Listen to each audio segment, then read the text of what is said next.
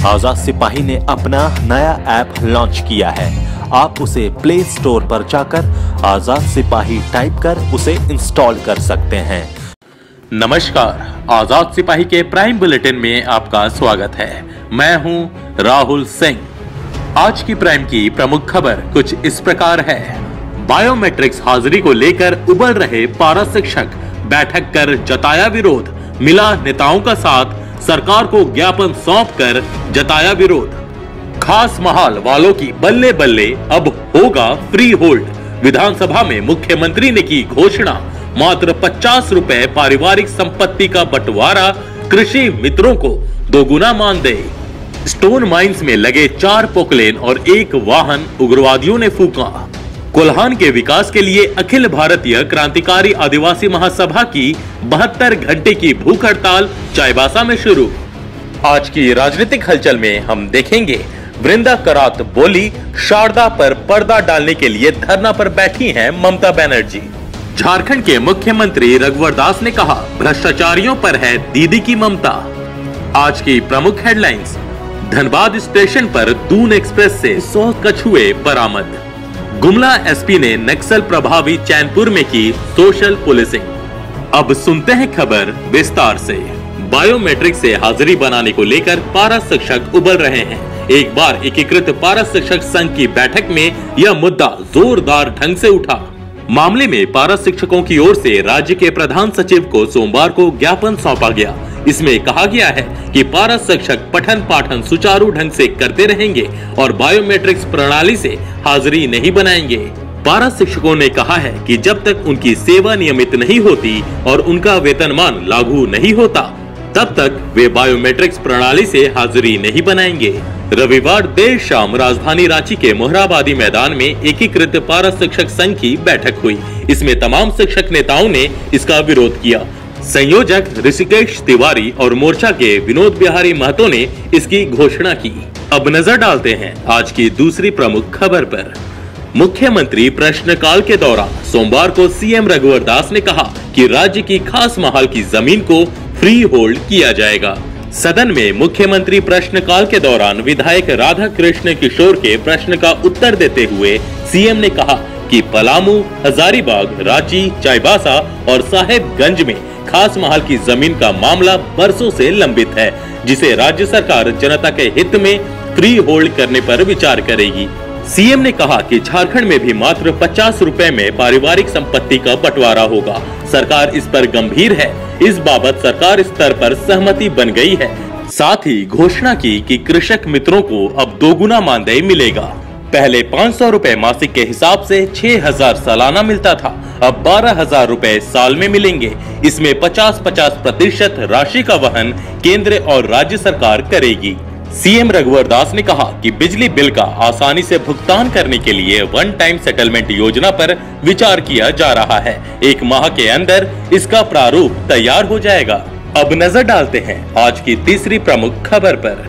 पलामू के नौडिया बाजार क्षेत्र के माना दोहर गांव स्थित एक स्टोन माइंस में बीती रात उग्रवादियों ने जमकर उत्पात मचाया। माइंस में मौजूद लोगों का मोबाइल छीन लिया, कुछ के साथ मारपीट भी की गई। इसके बाद माइंस में खड़ी एक पिकअप वैन एवं 4 पोकलेन मशीन को आग के हवाले कर दिया।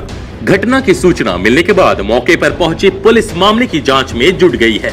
माइंस कर्मियों ने बताया कि रविवार की रात करीब 10 की संख्या में वर्दी में कुछ लोग आए और सभी को एक कतार में खड़ा कर दिया। सभी का मोबाइल छीन लिया और फिर अपने साथ लाए पेट्रोल को पोकलेन और पिकअप वैन पर छिड़क दिया। लोग कुछ समझ पाते इससे पहले ही उग्रवादियों ने मशीन और गाड़ी को आग के हवाले कर दिया। इधर पुलिस इसे लेवी से जुड़ा मामला मान रही है और जांच में जुट गई है। अब नजर डालते हैं आज की चौथी प्रमुख खबर पर। कोल्हान के विकास समेत 16 सूत्री मांगों के समर्थन में अखिल भारतीय क्रांतिकारी आदिवासी महासभा के बैनर तले सैकड़ों ग्रामीण कोल्हान के प्रमंडलीय आयुक्त के सामने सोमवार को 72 घंटे की भूख हड़ताल पर बैठ गए। महासभा के केंद्रीय अध्यक्ष जॉन मिरन मुंडा, जिला अध्यक्ष मान सिंह तिरिया और अन्य इस हड़ताल का नेतृत्व कर रहे हैं। महासभा की ओर से प्रमंडलीय आयुक्त को 16 सूत्री मांगों से युक्त ज्ञापन भी दिया गया है। इसकी प्रति राष्ट्रपति, प्रधानमंत्री, राज्यपाल और मुख्यमंत्री को भेजी गई है। ज्ञापन में कहा गया है कि कोल्हान में विकास के नाम पर योजनाएं बन रही हैं और कल कारखाने, खदान खोली जा रही है, 4 लेन सड़क और रेल लाइन बिछाई जा रही है। टाटा, रुंगटा, उषा मार्टिन, एसीसी के कारखाने यहाँ की खनिज संपदा का दोहन कर अरबों खरबों का व्यवसाय कर रहे हैं। लेकिन विडंबना यह है कि यहाँ के आदिवासियों की स्थिति आज भी नहीं बदली है। स्थानीय आदिवासी आज भी दातून हंडिया बेचकर अपना पेट पाल रहे हैं और फिर घर बार छोड़कर पलायन के लिए मजबूर हो रहे हैं। सरकारी योजनाओं का लाभ भी उन्हें नहीं मिल रहा। यहाँ पेशा कानून और समता जजमेंट जैसे प्रावधान भी लागू नहीं किए जा रहे। इसके कारण यह इलाका सबसे पिछड़े इलाकों में शुमार है। ज्ञापन में कहा गया है कि इन मांगों के समर्थन में आयुक्त से लेकर राज्यपाल के सामने लोकतांत्रिक तरीके से आंदोलन किया जा चुका है, लेकिन कोई सुनवाई नहीं हो रही। इसलिए विवश होकर भूख हड़ताल पर बैठना पड़ रहा है। जॉन मिरन मुंडा ने कहा कि भूख हड़ताल के बाद भी यदि उनकी मांगों पर समुचित कार्रवाई नहीं होती है तो फिर आंदोलन को तेज किया जाएगा। इसके तहत आर्थिक नाकेबंदी और बंद जैसे आयोजन भी किए जाएंगे। अब नजर डालते हैं आज की राजनीतिक हलचल पर। वृंदा करात ने कहा, शारदा पर पर्दा डालने के लिए धरना पर बैठी हैं ममता बनर्जी। सीपीआईएम के पोलित ब्यूरो सदस्य वृंदा करात ने कहा कि भाजपा ममता बनर्जी के साथ पहले नरम रुख अपनाकर शारदा घोटाला मामले में सीबीआई को रोक रही थी। जब चुनाव का समय आया तो जांच शुरू हो गई। उन्होंने कहा कि इस समय शारदा घोटाले की जांच हो गई तो ममता की पार्टी टीएमसी को भारी नुकसान हो जाएगा। सीपीआईएम के पोलित ब्यूरो सदस्य वृंदा करात सोमवार को पाकुड़ में थी। सीएम रघुवर दास ने कहा, भ्रष्टाचारियों पर है दीदी की ममता। मुख्यमंत्री रघुवर दास ने कहा कि लोकतंत्र की आड़ में ममता करोड़ों रुपए के घोटाले के आरोपियों को बचाने की कोशिश कर रही हैं। कोलकाता में हो रहे हाई वोल्टेज ड्रामे को लेकर सीएम ने कहा कि बिहार के तेजस्वी यादव भी भ्रष्टाचार में लिप्त नेता हैं। इसी तरह अन्य कई भ्रष्ट नेता हैं जो आज लोकतंत्र के नाम पर अपने भ्रष्टाचार को छुपाना चाहते हैं। अब नजर डालते हैं आज की प्रमुख हेडलाइंस पर। धनबाद स्टेशन पर दून एक्सप्रेस से 100 कछुए बरामद। देहरादून से हावड़ा को जाने वाली दून एक्सप्रेस से सोमवार तड़के धनबाद जीआरपी ने करीब 100 समुद्री कछुए बरामद किए। यह कछुए जूट के बोरे में बंद कर जनरल बोगी की सीट के नीचे रखे गए थे। जीआरपी ने बरामद किए कछुए को वन विभाग के हवाले कर दिया, जबकि सभी तस्कर भागने में सफल रहे। गुमला एसपी ने नक्सल प्रभावी चैनपुर में की सोशल पुलिसिंग। सोशल पुलिसिंग के तहत एसपी अश्विनी कुमार ने सोमवार को अति नक्सल प्रभावित गांव चैनपुर के दीपा डी नवा टोला का भ्रमण किया। उनके साथ पुलिस का पूरा अमला भी मौजूद था। विकास से काफी दूर इस गांव के लोगों ने एसपी का स्वागत किया। एसपी बोले कि गांव के सुख दुख में हर कदम पर पुलिस साथ रहेगी।